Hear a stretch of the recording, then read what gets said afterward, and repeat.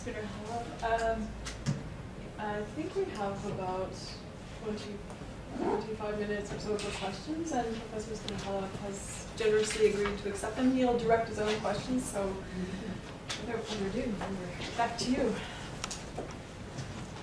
Yep.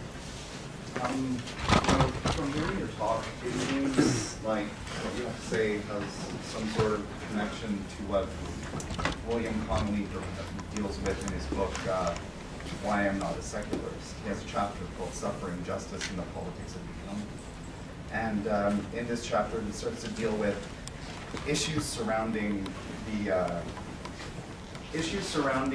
models of justice that are built up because of the historical continuity, so that in the present day, when we have new injustices that are rising up, our models of justice are incapable of incorporating them into the scheme. So I was just wondering what you thought about that. So I have not read Connolly's book, Why I'm Not a Secularist, because I tend not to read Connolly, I admit that, but I'll go look at this. And I don't want to say anything bad about Connolly, so I won't tell you why I don't read him. But I mean, I just find something writing just not easy to get through, let me just say that. And life is short, and I have a lot of things to read. But can you give me an example of what he means, or what you mean by this? All right. Well, okay.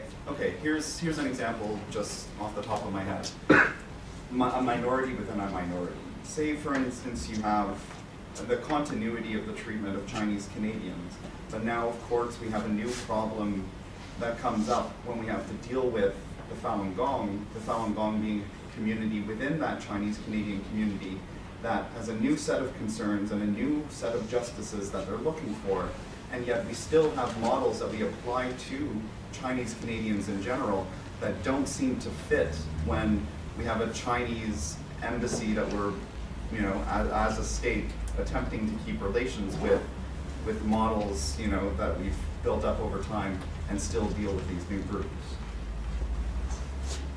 Right. Tie that to me to Connolly's argument. I'm sorry. Well, Connolly's argument kind of builds up this idea that there is continuity in a state's traditions of justice that sometimes are incapable of dealing with new injustices that arise. Right. So what's the new injustice? I'm having a hard time seeing the Falun Gong, the religious sect. Right, no, but they're being treated unjustly in China, not in Canada, are they? There are several court cases that sort of come up that question, in a way that the accommodation of Chinese Canadians is sort of taken a step further into an accommodation of a group like this.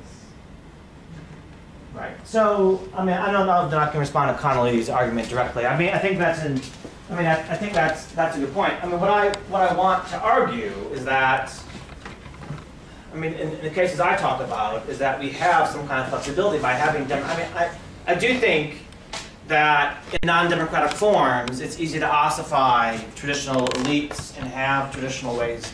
Oh, you're still taping me. I'm around too much. Oh, you go right ahead. Yeah. I'm on it. It's fun. So, but I don't know why. I mean, so sometimes that's true for liberalism as well, because it has a set of rules and it feels it must apply. And I think there's lots of cases where we can think where we have an old set of rules that are applying to a new set of cases and are inapt to do so. I mean, there's an argument in America about the Second Amendment that's saying you can bear arms, and some people say, well, look, that was 1770, whatever, I mean, this is all about original intent. So I think this is a problem generally with how you deal with it, but I don't know how else you deal with it except through a democratic process. I'm not sure that satisfies you completely, but I think that we have to be adaptable and change rules. In the States, the American system was set purposely to be very slow, to not move quickly. You have two houses and the president, and some people argue that it was set up to, in a way that is too obstructionist and too slow, and not able to deal with new problems. But I think it's complex in a large society. How you deal with that. Yes. Just briefly from my field of work in international conflict, you mentioned China with Tibet, and then you mentioned Yugoslavia. I can tell you from my work in the last 30 years, the fact that the American left, and even the center left, what we call liberals, spearheaded this effort that led to the dismemberment of a number of countries. Russia losing 40% of its territory in the 90s, Yugoslavia, Ethiopia, to a lesser extent Czechoslovakia, that was a velvety divorce there. The Chinese government, to counter the arguments that you're making, which are valid arguments, would rely on two things: social and economic prosperity, and then Chinese supreme national interests, central amongst them being territorial integrity. And the ruling, I don't want to call it caste, but say the ruling groups in the US, the center and the left, have not yet realized the opposition that exists in the Eastern Hemisphere in view of the association of democratic advocacy with dismemberment of the states in the 90s. Very strong, very strong. Just to conclude, in 2008, Burma had a catastrophe, perhaps you're familiar, some natural catastrophe. And they immediately created a task force with surface vessels of a number of allied navies to intervene, and there was, Kushner was talking of regime change. Immediately, in no time, China drew the line and didn't even allow them to land humanitarian assistance in Burma. They had to unload it in Thailand, and they had the tacit support of Russia and India on this. So the arguments are being made are increasingly opposed that behind it there is almost a capricious agenda of the American left or the center left to impose their views with detrimental consequences for the states that are targeted by the advocacies that you were touched on. Right. So I don't want to say too much about that, but I do think you're right to bring up parallels. I'm not sure why you think it's the American center, American left. It's also the American right, I think, that wants to impose democracy. Well, in Iraq, it was the American right. Yes, but you see, Iraq was not dismembered. This is where the subtleties of, Not yet. of international security come into the picture. Yeah, maybe. I mean, I don't know that the American right was interested in keeping the old Soviet Union together. But I do think we see suspicion of America imposing democracy in other countries generally. It's not very dismembering countries. This was really something which was created very, very powerful opposition. Right. Well, yeah. I mean, I think this is a little beyond the context of my talk, but yes, I think states rarely willingly want to be dismembered. I mean, it does decrease the power. I don't want to. I think that the Chinese argument is wrong about Tibet, but I understand it. I mean, they think they're modernizing. They think they're improving.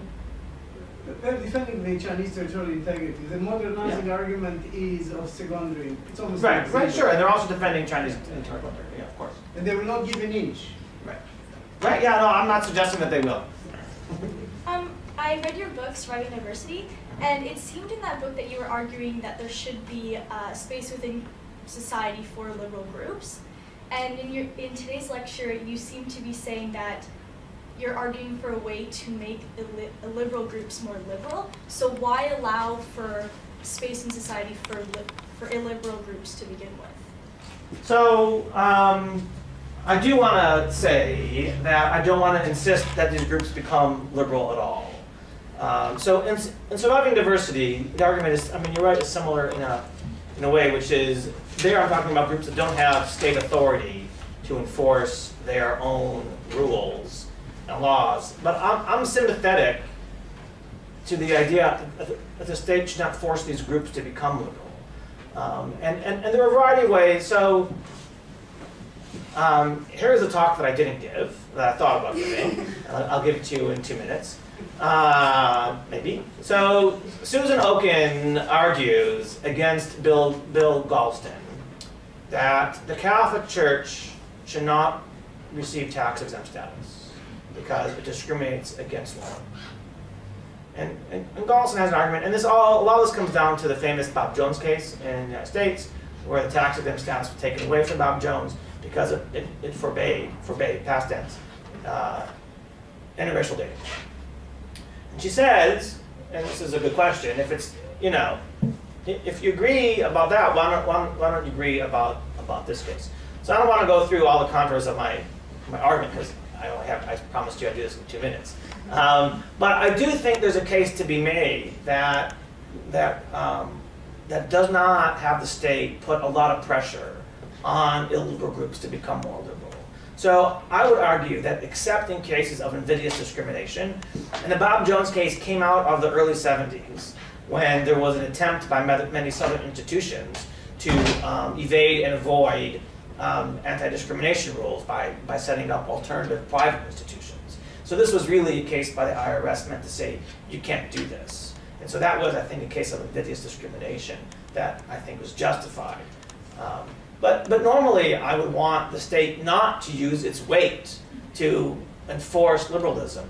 And you can say taking away tax-exempt status is still allowing them to.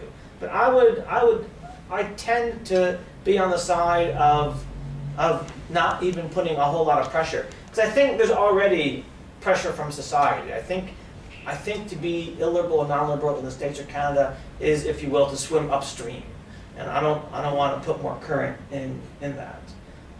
So in my talk today, I also want to allow for these groups to not be liberal if they so choose.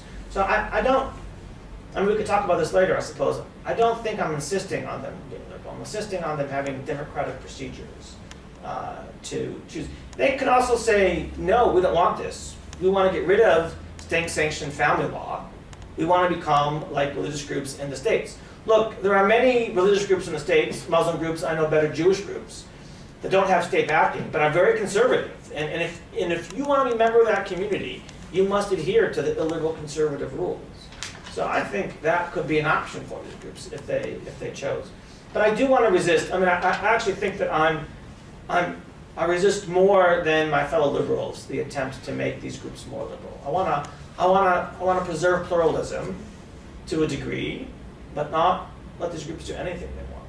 I don't think unelected male religious elites should have the sole power to determine the rules of their community in which exit is extremely difficult or impossible. I think that is not fair. Here, and then I'll go there. Yeah. I want to follow up a little bit on the argument, a variation of the question that was asked back there. It seems to me that that most of your presentation had a kind of an implicit unit of analysis, and that's the state. But there's my question is, well, how would your argument work if we went above the state level to the transnational level, where you don't have a clear instance of someone who could or could not impose, except perhaps in a kind of military fashion, but you do have the possibility of treating subunits of the world political system, different states, as violating the principles of liberal justice. And do we, the rest of us, do anything about that? Or how do we treat them, or do we treat them in the same way as within a state we treat illiberal groups? Right. So, so this is a good question. This is a question that no one will really face because of real politics. So let's take the case of Saudi Arabia. All right. Saudi Arabia, it's illegal to have any religious house of worship except for a mosque. Right. You can't do it.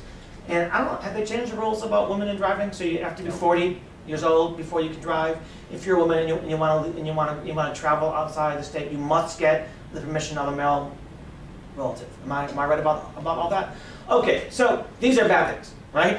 These are things that most of us would, I think, in some way say, but this is not discussed in any way. I mean, there's no argument. There's nothing in the air about putting sanctions on the Saudi Arabian government, about pressuring them to change the rules. Am I wrong about that? No, not me. There are hands. You're right, but Right. I believe it's because they fuel us. Yeah. So no. Let me say. So yeah, no. It's all about real politics. That's what I said. We're not going to pressure them because we want their oil, and they're an important ally. But in a different world, or in a better world, I would want there to be certain kinds of sanctions. Now, I mean, I think we think this is actually the analogy that you can make with Native American communities. So